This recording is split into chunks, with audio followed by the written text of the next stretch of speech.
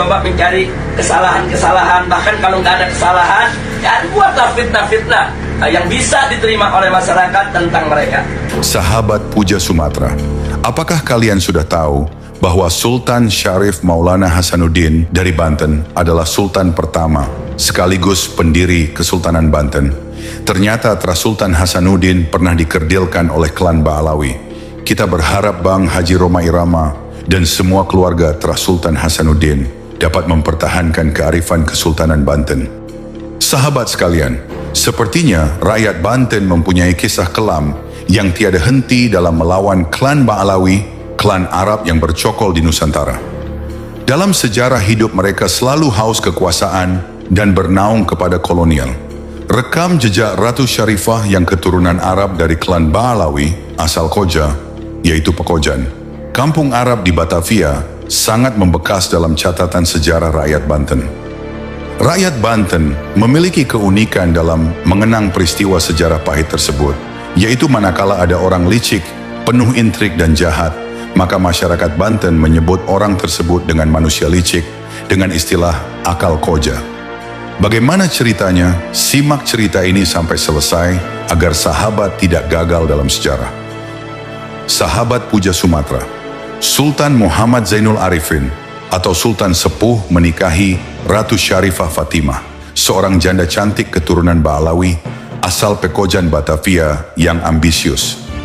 Sebagai seorang permaisuri, Ratu Syarifah Fatimah tergolong mendominasi kekuasaan suaminya dengan membuat keputusan-keputusan yang membuat situasi menjadi tidak stabil. Sang ratu ternyata merupakan agen VOC yang diberi tugas untuk melakukan perluasan kekuasaan di kalangan keluarga Keraton Banten. Sementara untuk memperoleh kepercayaan rakyat Banten, Ratu Syarifah Fatimah mengkampanyekan bahwa dirinya adalah keturunan Nabi Muhammad SAW. Namun lambat laun upayanya itu akhirnya diketahui publik. Bermula dari penolakan Pangeran Gusti, calon putra mahkota Banten, untuk menikah dengan saudara Ratu Syarifah Fatimah. Akibat penolakan itu, sang ratu menentang pengangkatan Pangeran Gusti sebagai putra mahkota Banten. Bahkan Ratu Syarifah Fatimah mengajukan keponakannya, yaitu Pangeran Syarif Abdullah sebagai calon putra mahkota. Karena pengaruhnya yang kuat, Sultan Sepuh tidak bisa memutuskan hal tersebut dan menyerahkan kepada VOC. Maka Kapten Brouwer yang bertindak atas nama Gubernur Jenderal Gustav W. van Imhoff tahun 1743 sampai 1750 memutuskan bahwa Pangeran Syarif ditetapkan sebagai calon putra mahkota Banten. Untuk mengamankan situasi dan keputusan tersebut, Ratu Syarifah Fatimah menyuruh Pangeran Gusti pergi ke Batavia. Di tengah perjalanan, Pangeran Gusti ditangkap tentara VOC dan diasingkan ke Sri Lanka atau Ceylon pada tahun 1747. Kira-kira dari sahabat ada yang tahu siapa keturunan Sultan Muhammad Zainul Arifin dari Pangeran Syarif sekarang? Kalau ada, semoga wataknya jangan meniru gen dari Ratu Syarifah. Sahabat Puja Sumatera, Ratu Syarifah Fatimah semakin berambisi menguasai Banten karena VOC menjanjikan kedudukan tinggi di kerajaan Banten. Tindakannya semakin semena-mena dengan menyingkirkan kerabat keraton yang menentang dirinya. Ketika Sultan Sepuh mulai menyadari apa yang terjadi, Ratu Syarifah Fatimah malah melaporkan ke VOC bahwa Sultan Sepuh telah menjadi gila dan menjadi provokator bagi rakyat Banten untuk menentang VOC. Wah, hebat ya. Menanggapi hal tersebut, pada tahun 1748, VOC mengirim satu armada ke Banten untuk membawa Sultan Sepuh dengan alasan untuk dirawat di Batavia. Kenyataannya Sultan Sepuh ditangkap dan diasingkan ke Ambon. Akhirnya Pangeran Syarif bebas dan berkuasa menduduki tahta Sultan Banten, dan Ratu Syarifah Fatimah diangkat menjadi mangkubuminya.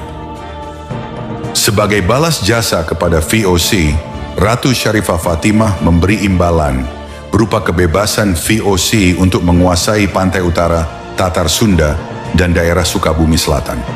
Selain itu, VOC juga mendapat ganti rugi dalam bentuk setengah dari hasil tambang emas di Tulang Bawang, produksi lada di Lampung dan timah di dekat Tangerang. Akibat kesewenangannya itu, timbul konflik di tubuh keluarga Kesultanan Banten. Tindakan Ratu Syarifah Fatimah tidak disetujui anggota keluarga kerajaan, yang menilai bahwa Ratu Syarifah dan Pangeran Syarif bukanlah keturunan Sultan Hasanuddin, dan tindakannya kepada Sultan Sepuh sudah sangat keterlaluan.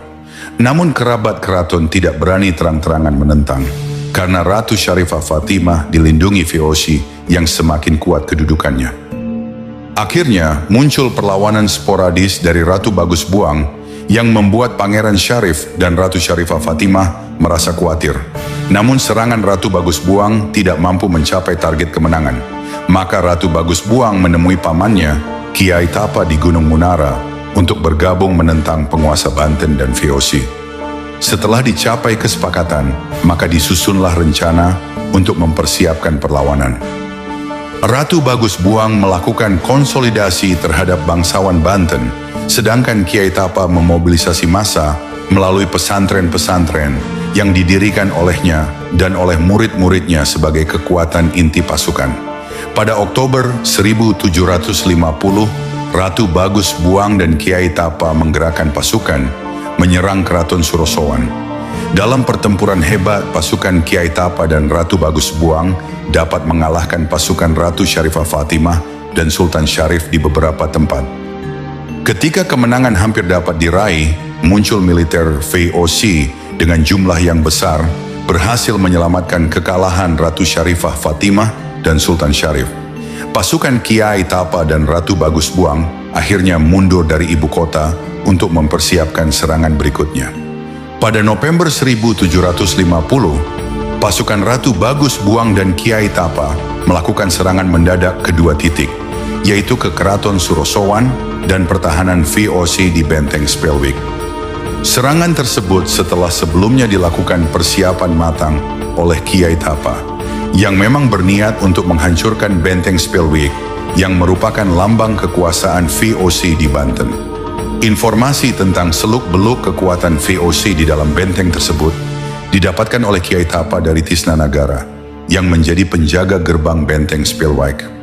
Akhirnya serangan tiba-tiba di dua titik tersebut berhasil meraih kemenangan dengan merebut Keraton Surosowan dan menghancurkan Benteng Spelwick. Kiai Tapa kemudian menugaskan Ratu Bagus Buang untuk mempertahankan keraton dan ibu kota. Sedangkan Kiai Tapa bersama pasukannya melanjutkan serangan ke Batavia. Dalam perjalanan, pasukan Kiai Tapa berhasil menguasai benteng-benteng Dekwal di Tangerang, Drechterland di Lewiliang Bogor, Westergo di Campia Bogor, dan tempat kedudukan Serdadu VOC di sepanjang Sungai Ciliwung. Perlawanan hebat yang diperlihatkan oleh pasukan Ratu Bagus Buang dan Kiai Tapa betul-betul membuat VOC sangat khawatir. Akhirnya Gubernur Jenderal Jacob Mosel yang menggantikan Van Imhoff tahun 1750 mengajukan gencatan senjata kepada Ratu Bagus Buang dan Kiai Tapa. VOC menawarkan perjanjian yang isinya: pertama, Ratu Syarifah, Sultan Syarif, dan kroni-kroninya akan diusir dari Banten. Karena berdasarkan analisis Mosel, merekalah biang keributan munculnya perlawanan dari Kiai Tapa dan Ratu Bagus Buang. Kedua, Pangeran Gusti dibebaskan dan dipulangkan dari Sri Lanka. Ketiga, untuk sementara Banten akan dipimpin Pangeran Adisantika sebagai pejabat Sultan Banten. Keempat, blokade Banten dari laut dihentikan dengan segera. Perjanjian tersebut direalisasikan dengan penangkapan Ratu Syarifah Fatimah, Pangeran Syarif dan kroninya Kapten Falk, dan membuang mereka ke Pulau Edam di Teluk Batavia. Rekam jejak Ratu Syarifah yang keturunan Arab dari klan Ba'alawi, asal Koja atau Pekojan, kampung Arab di Batavia, sangat membekas dalam catatan sejarah rakyat Banten. Alwi Sahab, wartawan senior Republika dan pemerhati sejarah Jakarta, mengatakan, Ratu Syarifah merupakan sosok yang paling dibenci rakyat Banten. Itu karena naiknya Syarifah sebagai ratu tidak terlepas dari peran Belanda. Ketika Gubernur Van Imhoff diganti, maka rakyat Banten meminta Ratu Syarifah diasingkan. Itulah mengapa Ratu Syarifah diasingkan di Pulau Edam, sehingga ia menetap dan akhirnya meninggal di sana.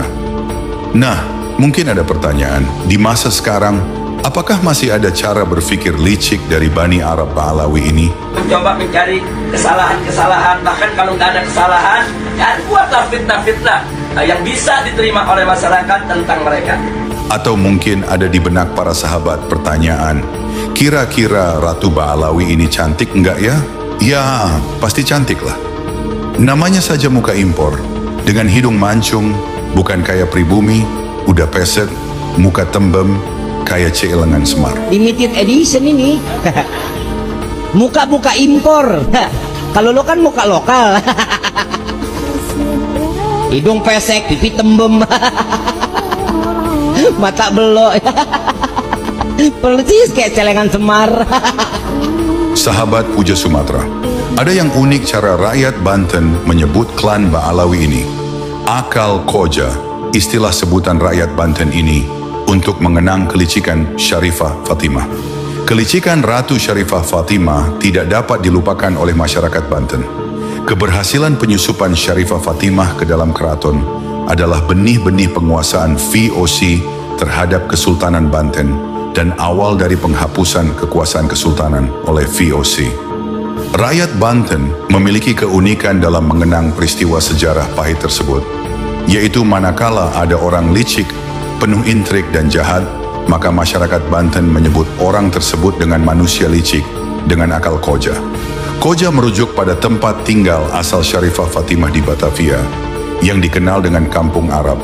Pekojan adalah salah satu kelurahan di Kecamatan Tambora, Jakarta Barat.